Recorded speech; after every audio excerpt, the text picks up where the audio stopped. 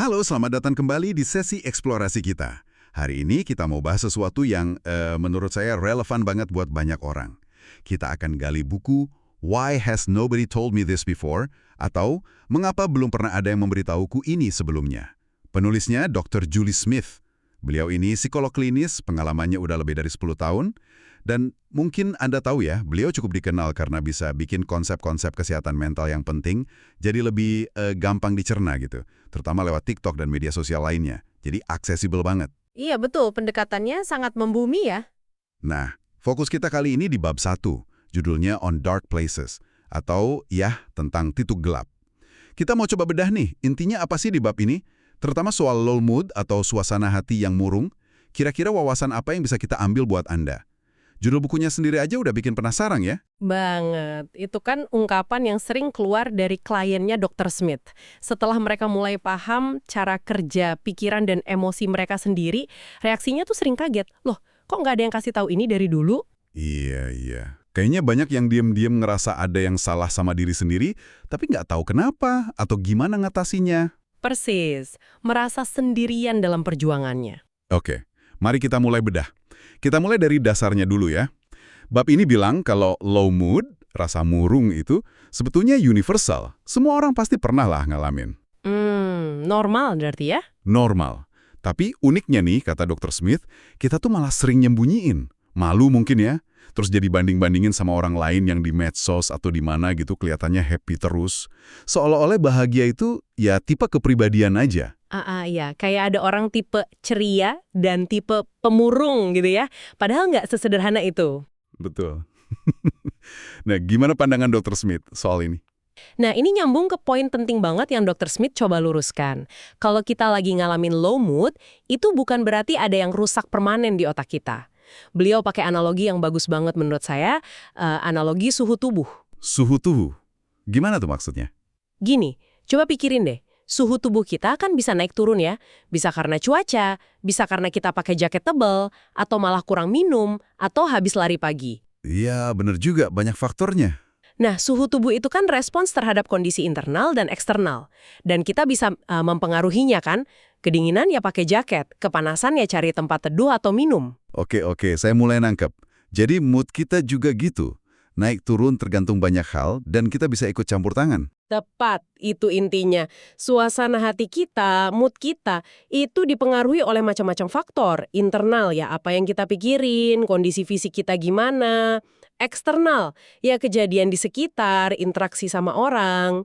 Dan yang paling penting dari analogi ini, kita punya kendali, kita bisa memengaruhinya. Low mood itu bukan label permanen, tapi kondisi yang kita alami. Jadi bukan aku orangnya pemurung, tapi lebih ke aku lagi ngerasa murung saat ini. Gitu ya? Persif, pergeseran cara pandang ini penting banget. Dari merasa ada yang salah sama gue, jadi oke, gue lagi ngerasain ini. Kenapa ya? Nah, ini nih. Ini yang mungkin jadi jawaban dari pertanyaan judul buku itu. Kenapa nggak ada yang kasih tahu? Gimana sih sebenarnya perasaan murung itu bisa muncul dan kadang, bertahan lama? Dulu saya mikirnya simple aja. Pikiran negatif, ya bikin perasaan negatif. Titik. Iya, kelihatannya logis ya. Tapi Dr. Smith bilang ini lebih kompleks, kayak jalan dua arah. Dua arah gimana maksudnya? Gini, benar kok kalau pikiran kita bisa mempengaruhi perasaan. Kalau kita mikir, aku gagal terus, ya wajar kalau jadi sedih atau kecewa kan? Ya, itu jelas. Tapi, nah ini yang sering kelewat. Sebaliknya juga berlaku. Perasaan kita saat ini itu sangat mempengaruhi pikiran mana yang gampang muncul dan kita amini. Waktu Anda lagi sedih banget atau cemas, otak kita tuh kayak otomatis nyari bukti-bukti yang mendukung perasaan itu. Oh, pantesan. Kalau lagi down disuruh pikir positif tuh rasanya susah banget ya? Kayak mental gitu nasihatnya. Betul, karena pikiran positifnya terasa asing, nggak klop sama kondisi emosi saat itu, otak lagi mode sedih, jadi yang dicari ya pikiran-pikiran sedih juga. Wah, jadi kayak lingkaran setan dong ya. Perasaan manggil pikiran, pikiran nguatin perasaan lagi. Bisa jadi, banget kayak gitu. Makanya penting buat kita ngerti mekanismenya. Dr. Smith di bukunya itu ngurai ini jadi interaksi antara 4 elemen utama. Kita bisa sebut ini siklus. Pikiran, terus emosi atau perasaan, lalu sensasi fisik di tubuh, dan terakhir tindakan atau perilaku kita. Oke, 4 ya. Pikiran, emosi, sensasi fisik, tindakan. Keempatnya ini saling nyambung terus. Iya, saling kait-mengkait dan terus-menerus memengaruhi satu sama lain. Non-stop.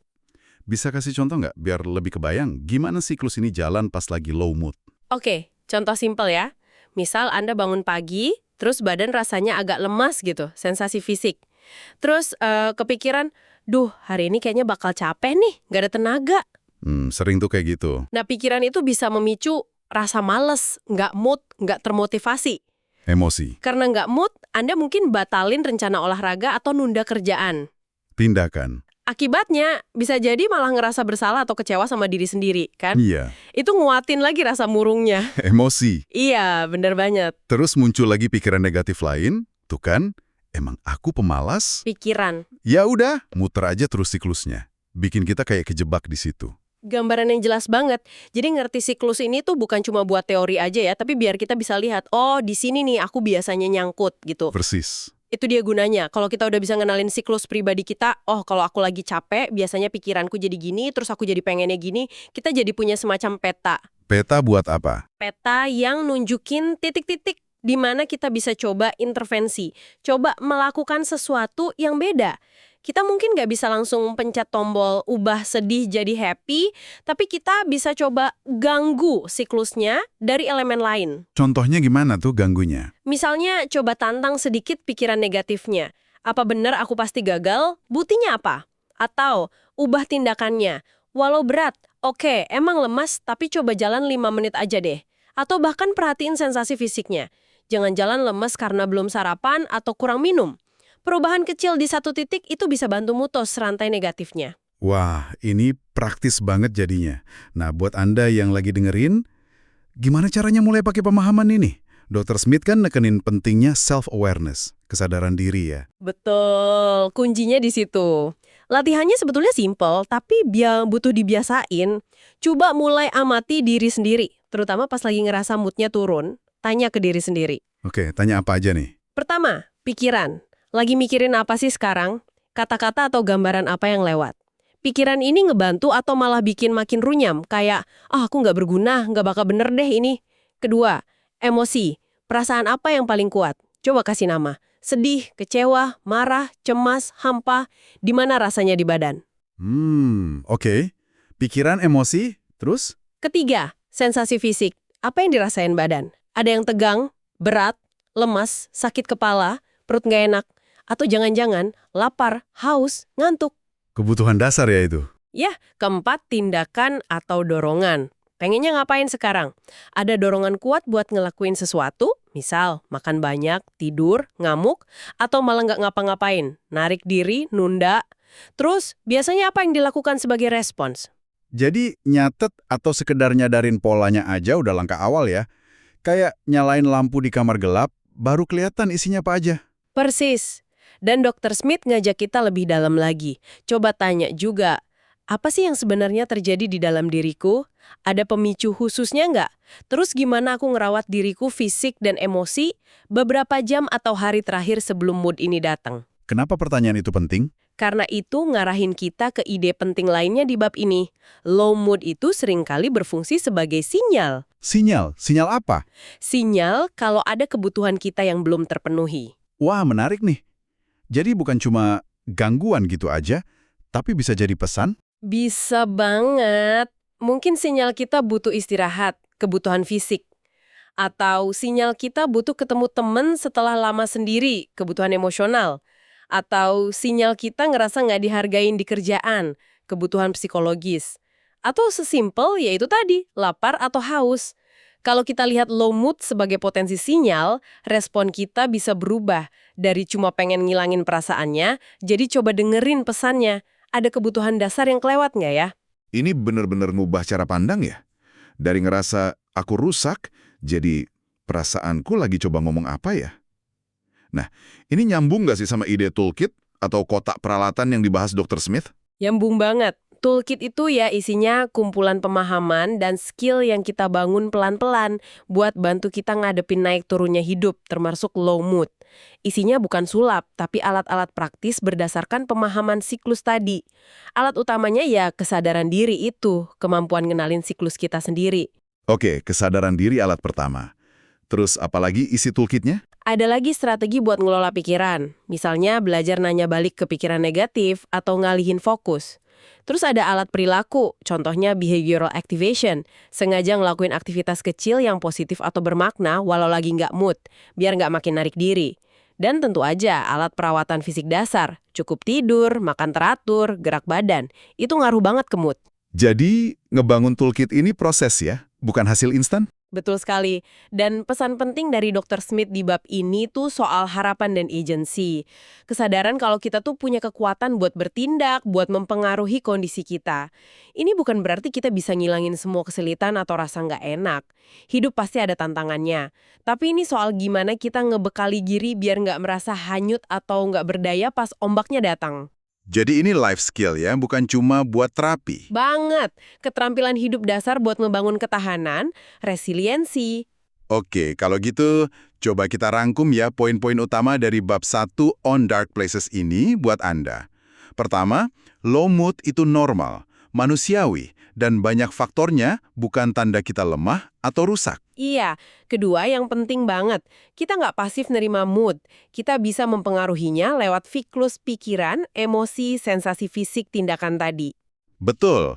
Ketiga, low mood bisa jadi sinyal penting soal kebutuhan fisik atau emosi kita yang belum terpenuhi. Dan keempat, ngebangun kesadaran diri dan toolkit mental itu investasi jangka panjang buat ketahanan kita. Nah, implikasinya buat Anda apa? Mungkin pergeseran ya. Dari yang tadinya merasa kalah atau rusak pas lagi down, jadi lebih kayak detektif buat diri sendiri. Iya, jadi lebih pengamat gitu ya, ngamatin pola, kenali pemicu, pahami kebutuhan, terus sadar milih respons yang beda, sekecil apapun itu. Fokusnya geser. Dari kenapa sih aku gini, jadi lebih ke Lebih ke oke, dengan apa yang aku rasain sekarang, apa langkah kecil yang bisa aku lakuin buat ngerawat diri melewati ini.